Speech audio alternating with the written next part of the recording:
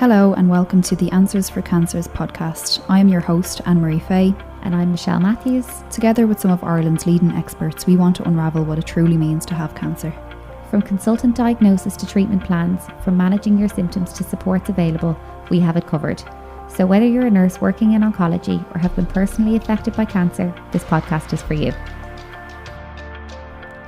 Dr. Connolly is an associate professor in the discipline of occupational therapy. Her current research focuses primarily on designing and evaluating occupation-focused self-management interventions for individuals with chronic diseases in the primary care setting. Dr. Connolly has published and presented her research nationally and internationally. In 2009, she was the recipient of the Provast Teaching Award in Trinity College, Dublin. Dr. Connolly is also part of the Trinity Exercise Oncology Research Group, as part of Trinity St. James's Cancer Institute, which prioritises research in complex cancer presentations. She joins us today to discuss cancer-related fatigue, and it's very clear from our conversation with Deirdre that she has a lot of expertise and compassion in this area. We are very, very grateful for her taking the time to speak to us today, and we hope that you get as much out of this conversation as we did.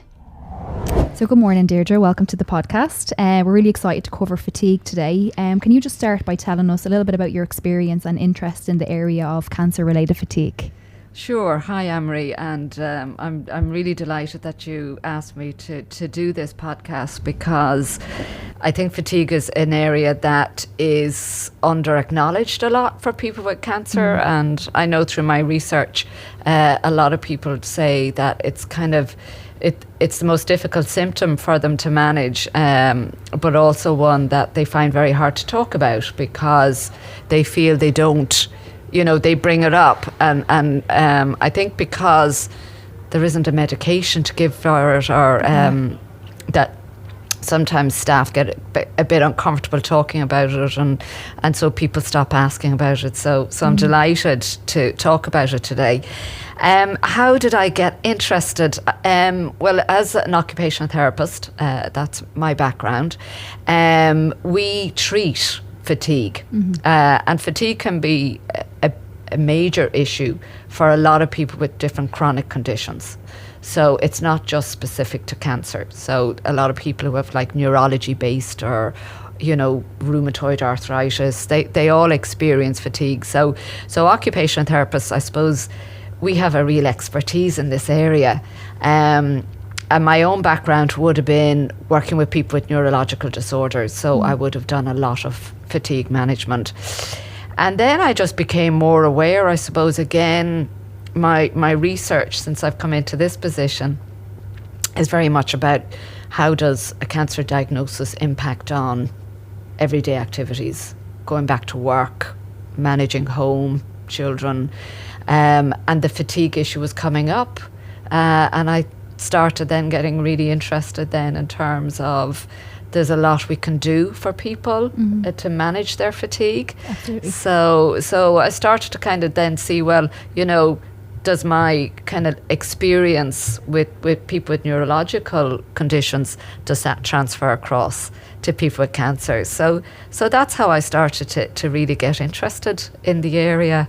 And I've been lucky enough now to be working in it, for the last probably 10 years at this stage. And I've learned a huge amount about fatigue from people with cancer. It's amazing to hear, because myself and Michelle, we constantly have conversations with patients every day about fatigue, and we definitely feel like we don't have all the answers, and to know that there's a team of people there that can really help to improve before implementing anything like steroids or anything like that. It's great to know that there is these resources here. So it's great to have you on to be able to talk about this.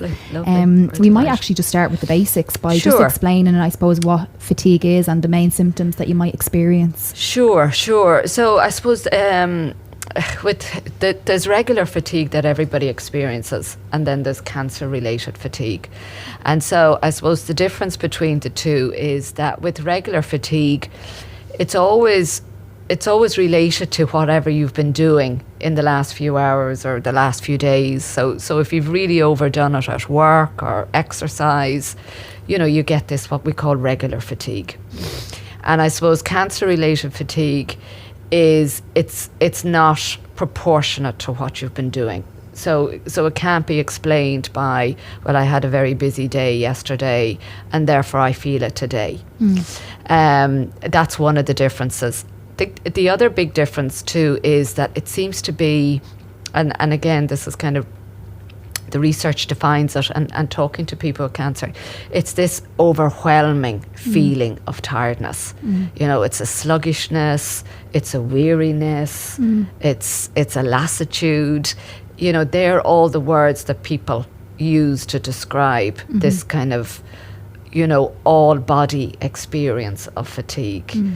I often think it's like, the nearest I think I've come to experience it is, you know, when you're recovering from a flu and you've got that horrible dragging fatigue that you do the smallest thing at all and you just feel, you know, so tired.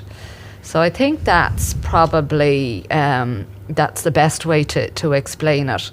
And then I suppose the main symptoms really, again, it tends to be the symptoms, if you like, you know, where fatigue is a symptom of cancer and cancer treatment, but in terms of how does it affect people, it seems to be kind of, it can affect you physically.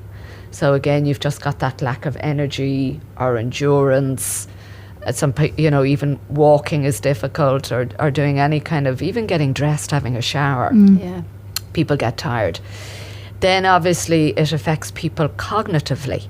So in terms of your kind of mental skills, so things like concentrating, memory, that kind of problem solving, you know, people saying, oh, I go back to work and, you know, I used to be great at kind of multitasking and being able to kind of juggle different tasks and activities. So again, it's that kind of problem solving, planning, those sort of kind of cognitive skills very much are affected by fatigue. And then the third category then is that emotional fatigue. So people feel, I suppose, their mood is affected. And obviously they're interrelated, because, you know, if you're worried about something, you do feel more tired. Absolutely, yeah. And then if you're more tired and you can't do the things you need to do, you can't take your children for a walk or you can't meet your friends, then you get low and kind of fed up and frustrated. It's like a domino effect, really, isn't it? It is, exactly. And sometimes you can't disentangle that. You know, they are related. But again, it's about trying not to beat yourself up about that. And I think, you know, when I talk to people about the fatigue, I think the big thing is just getting people to recognize it is a symptom. And you have to manage it. You know, that it's not you not being able to manage this disease. You know, that fatigue is a very real symptom.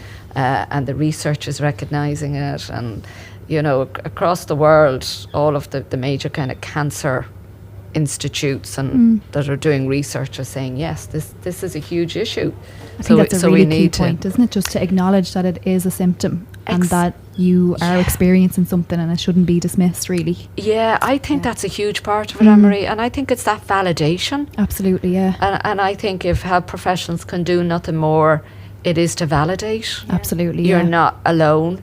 This isn't unusual. You know, that this happens regularly for people. And I think that helps enormously. Definitely. And just you mentioning there, cognitively, we have this, I suppose, would you call it a buzzword in oncology, where it's like, oh, chemo brain. Yes. You know, so actually recognising that maybe people who are saying, oh, I have chemo brain, people said, you know, I'm forgetting this, maybe it's actually related to fatigue, and we need to assess that a little bit better than just brushing it off as the related norm to the chemo. Exactly. Really, and that can... There definitely, again, there's a lot of research out there around the whole chemo brain, and definitely some combinations of chemotherapy do cause, but they're temporary cognitive issues, you know, and again, they will resolve over time. But definitely the fatigue will make those worse, but can also cause them on their own as well. So again, it's about acknowledging and recognising, and I think just, helping people understand there's something they can do Yeah. about those. Yeah, because I think issues. a lot of the time people think, well, it's normal, I'm meant to be tired, I'm on Yeah. chemo, so, I'm Yeah. not feeling sick, so I'll put up with the fatigue, Yeah. and it's kind of... Exactly. And I think the other thing that makes it hard too, Michelle, is that it's invisible. Yeah. It's what you feel as opposed to what other people can see. Mm-hmm. And therefore, that's another reason people feel it's me and I'm not coping and I'm not able for this. And, I don't want to tell my family because they've enough to cope with. Yeah. And, so you get that whole cycle Absolutely. of, and all of those things just make you more tired Yeah. because you're trying to cover up or maybe make yourself go out with your family when you just feel like I need to lie down, I need to go to bed. It causes more stress, doesn't it? Because you're putting on an act nearly. Yeah. Exactly. Trying to kind of put on that face for everybody else. Absolutely. Yeah. And I think sometimes I find with patients, they nearly feel guilty to say, I'm tired, because they overlook it as in, I'm being treated for cancer and I shouldn't be complaining, and all of this kind of stuff plays into it as well, doesn't it? Yeah. For sure. Definitely. I suppose the next thing then, most importantly really, is do you have tips for patients who are experiencing this? Yeah, so again, a lot of times, and again, I suppose what I say to people is it's not rocket science. Yeah. How to manage, but it does mean that you need to actually stop and think about what you're doing. So I talk to people about what I call the 4 Ps. So there's the planning. So think ahead. To just think, it means being a little bit more organised, and that comes more naturally to some people than others. Other people are, they know what they're doing next month, in 2 or 3 months. But if you can just kind of think a little bit ahead, so think about just even over, say, do it week by week, and kind of think, okay, what important things do I have this week coming up that I need to have good energy for? And then, slot those onto the day of the week, and then plan your other activities around that. So kind of pace yourself. That's the next P. And, so on the days where you do have those big events, don't try and do a lot of other things. So schedule, think of your week ahead, schedule your activities, and then the next T is prioritize. Like right now you can't do everything. So what are the important things that you need to do? And then, again, slot those in on days where you don't have a lot of other things happening. So you're not trying to meet your friend, go to work, do a half a day work, do something with the children, go maybe look after a parent. It's just at the moment not possible. You did all those things before you had your cancer, but right now you need to just kind of pull back on some of those activities. So which ones are more important? And then if there are some you can't do and they're not important, then ask for help. And I think that's the other thing, is that people want to help and they love to give tangible, concrete help. Yeah. So, if there's something that isn't important to you and somebody else could help you, let them do it. Yeah. Kind of park that pride for the moment.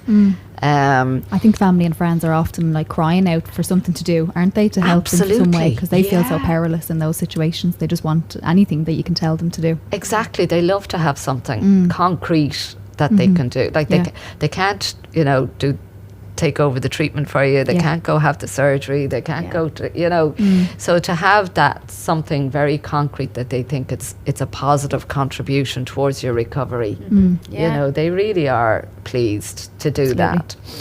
And then the last piece, so you've your planning, pacing, prioritizing. And the last thing is just think about how it's positioning. So when you're doing activities, just think about, am I standing for a long time to do an activity? Could I sit for part of that time? If I'm working at my computer, do I have a good seat? Is it supportive? Is my computer at the right height? If I've been sitting for a long time, stand up, move around, stretch. They all help in terms of reducing the fatigue. So positioning is really important. Something that you just would never think of, really, that it requires so much energy, but actually when you think about it, all of those little simple things could really make a difference. They all add up. I think that's the thing, Emery. They're small changes, but together they can make a big difference. Absolutely. So they're all kind of, I suppose, active changes you can make. And then another thing I talk to people about, which everybody hates the word, is resting. Yeah. It's like, no, I'm not going there. That's giving in. I don't want my family to see me resting. And so that is about, you need to think about resting as empowering and enabling as opposed to a giving in. And just, it's small rests. Again, it might be 5-10 minutes. Again, you know, if you're in the middle of something, you start to feel tired, time out. Short rest. And you'll finish it quicker in the end. You know, that's always the thing. You know, and we're all guilty. No, I'm just going to finish it and get it done. Yeah. But it'll probably take longer. It'll take more energy, and it'll take longer then to recover. So it's just again try these things. You know, again, I have people saying, no, that won't work for me, and it's like, well, have you tried it? No, but I know. And so just give it a go. So being open-minded, I suppose. Absolutely, yeah. And some things work for some people, and they don't. And you know, with all of those, the pacing, the planning, the resting, again, it's, you know.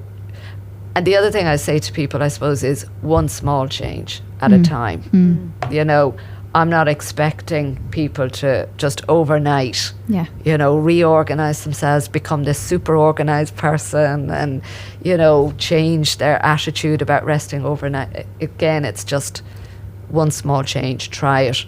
Does it help? Great. If it doesn't, then park that one and try something different.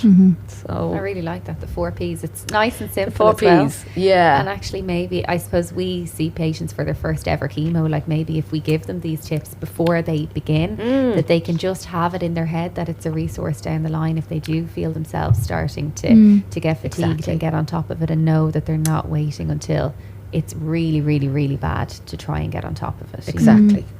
I think I think that would be a lovely time to see people. You know, just as they're starting their like treatment. you say, the planning is the big part of it, isn't it? Exactly. You know. Another thing that we sometimes suggest is keeping sometimes we see like keeping a fatigue diary. Perfect. Would that be something that you would recommend? I think that's really helpful, Anne-Marie, because I think it's that visual aid.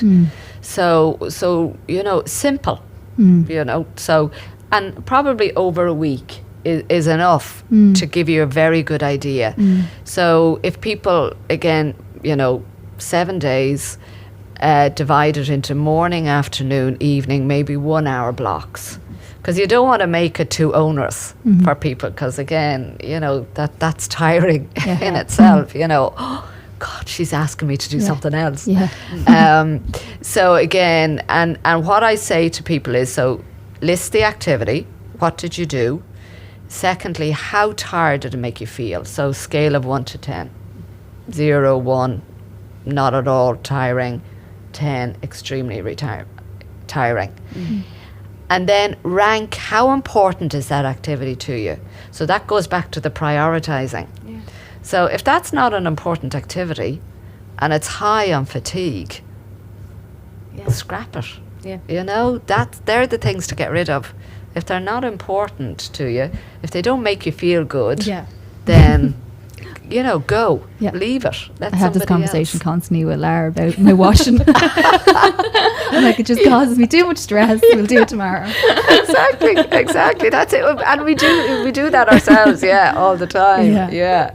And it's a chore. And you know, when you're going through treatment, you want to do things you enjoy doing and make you feel good.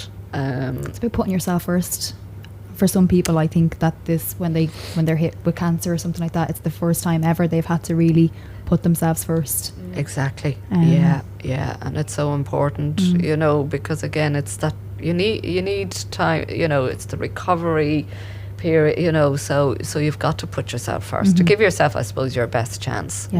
Of managing the treatment. And brilliant. And we will have a separate episode on this with Noel McCaffrey, but exercise, do you recommend exercise? Absolutely. So the two go hand in hand, you know, and again, there's a whole heap of research out there showing that exercise helps fatigue. Because so when I talked about the physical fatigue earlier, and I talked about the endurance and stamina, that's where your exercise really helps. So again, you know, slowly you build up your exercise over time. Noel will no doubt talk about the 150 minutes per week. That's we all should be getting that. You know, that's not rocket science. It's not rocket science, and it's not specific to people with cancer.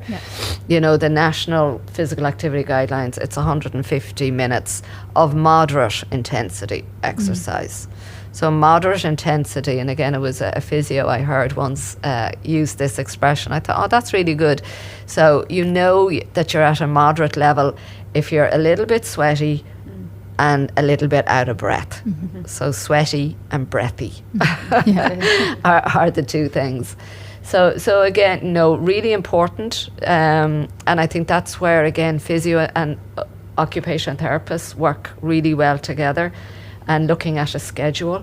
So, you know, having that mix of managing the fatigue, doing your planning, pacing, prioritizing, and then also slotting in your exercise times. And again, you know, build it up over time. If you haven't been exercising, don't think you're going to go for, you know, a 5-kilometer run or a 10-kilometer walk. You know, you really have to kind of build it up slowly over time. So exercise is very important. And exercise also helps with your mental health. As well, you know, that it makes you feel more positive. You've got all that adrenaline, and then that also helps then, you know, because we talked about that relationship between stress and mood and fatigue. So if your exercise makes you feel better, then it helps you kind of with the fatigue as well. So they're really interlinked. And Anne-Marie, you were talking earlier about that kind of triad of symptoms in terms of, you were saying fatigue, nausea, and hair loss is what we find, I suppose, affect patients most throughout their treatment. And I think in terms of then, if you look at the fatigue, there's also that triad. So I think, you know, you've got the pacing, planning, the fatigue, what I call energy management. Then you've got exercise and the stress management. And you kind of have to do those three together to manage the fatigue. Yes, it's not all physical. So, no. And emotions play such a huge part, don't they, in a cancer diagnosis at any point, really? Oh, huge. And it's really hard. You know, there's so much emotion, and, you know, you're worried about the treatment, you're worried, will it work? You're worried about missing work, you're worried about family. And then when it's all over, there's the worry about, will it come back? That's a huge one. It really is. So you know, all of those things, you know, they're so interlinked, and it does affect energy. It really does. And diet as well, again, is another area, and I'm sure you're doing something around we do diet and nutrition. Aveen Bannon, she's recorded an episode for us all on diet and nutrition, which was great, because there's so many like kind of myths are out there, you know, when you get diagnosed and you should become vegan or vegetarian and stuff, and she was fantastic at just getting rid of all of those myths and just taking it back to basics for people. So and the other thing too is that there's, you know, particular food types that are going to give you more energy. You know, those slow burning carbohydrates, again, which is all related to a healthier diet. So all interlinked, really. And just with the physical activity, just to say too, that it doesn't have to be exercise. You know, sometimes, you know, going for a walk, meeting a friend, if you want to start slowly, even some people say to me, you know, I'd love to be able to go back out and do my gardening. And that's physical activity. Mm-hmm. So that's another way that you build in that physical activity and improve your fitness levels. You know, so you need to enjoy it. Yeah. Yeah, not everybody's a runner or even a walker at that. So yeah, like the garden and stuff. Yeah. Really good. Yeah, just moving the body in any way, I suppose. Absolutely. Yeah. Yeah. Just get moving and again just build it up slowly but surely. Brilliant. Is important. Thank you. And the other thing I wanted to touch on was we hear sleep hygiene being mentioned. Oh yeah. That's an interesting one. I always think it's a funny expression. Yeah. You know? I think Clean your sleep up. Yeah, exactly. Yeah, clean your act up I have to there. say I'm guilty. I've bought those blue light blockers and everything. Oh, It's definitely it's definitely just all in my head. But yeah, I'm convinced I'm sleeping better and everything Really? now. Right. So yeah, you feel it. Well, they do. Again, I think there's research about that, isn't there? Yeah, That blue blocking light. out the blue lights and stuff. Yeah. So Yeah, I'm it trialing them at does. the moment. Yeah. Yeah. We'll report back. Yeah, do. And like it, I suppose it doesn't matter even if you think it in your head. It helps. Yeah, absolutely. that's the most important thing. Yeah. It will help. So yeah, sleep hygiene. It's all about how do I suppose give myself those better chances to sleep, and it's about cleaning up your act, and it's about, you know, I suppose one of the things that's really important is a consistent bed routine. So try and go to bed and get up at the same time, and that really makes a big difference, because, and that goes back, it ties in with the resting and when you rest and for how long, because some people, they push themselves so hard, they get exhausted. About 4 or 5, they end up having maybe a 2 hours rest or sleep, and then they're not tired at 10 o'clock at night. So then they don't go to bed till 12 or 1, and their whole sleep pattern just gets disturbed. So again, it's kind of goes back to, don't push yourself to being too hard, you know, being too tired. Take the rest earlier in the afternoon, if that's what works for you, and go to bed at your regular time. So that's key, that consistent routine. And maybe sometimes what you need to do to get yourself into that routine is force yourself to go to bed you know, at an earlier time. And even if you don't sleep, read for a little bit. Your body will adjust. And then the same in the morning, maybe set that alarm if you need to get yourself into that routine. So that's really important. The other thing then is, don't exercise too close to going to bed. Okay. Because that keeps you awake. Again, it's got, you know, you're releasing the adrenaline, the endorphins, your mind is going. So again, just take it down a notch, about an hour or 2 before you go to bed. And then, again, it makes sense, but just remind people, you know, drinks that keep you awake, like coffee and tea, alcohol, again, not try and avoid those close to bed. So again, they're all stimulants. So if you have difficulty falling asleep. And then the other thing is, just in terms of the room, try and have it at an even temperature. Not too warm, not too cold. And then the last thing is your mattress. So just make sure that's comfortable and supportive.